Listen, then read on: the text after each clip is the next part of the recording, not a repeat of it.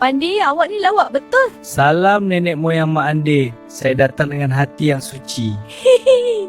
Nanti kita kahwin, abang buat rumah atas pokok ya.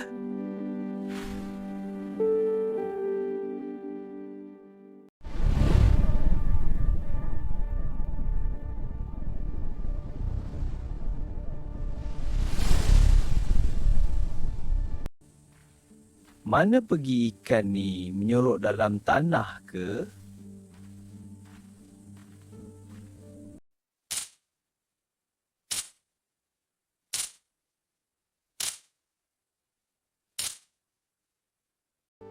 Mak Ande, tengok. Aku nak tangkap sesuatu. Cuba tengoklah Pak Pandi. Nanti. Aku rasa ada. Jangan putus asa, Pak. Pergi, hai babi hutan. Pak, itu babi hutan, bukan kucing. Shoo! Shoo! Aduh, Pak Pandir.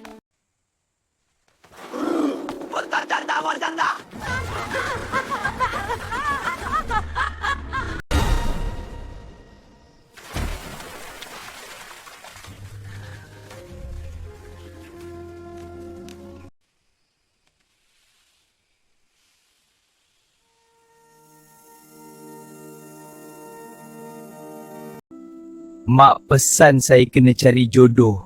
Nah, ambillah batu ni. Jom Mak, biar aku jaga awak. Pak Pandir, kenapa awak berjalan undur? Supaya saya boleh lindungi awak dari belakang. Aduh, pandirnya awak ni. Nanti kita kahwin, abang buat rumah atas pokok ya.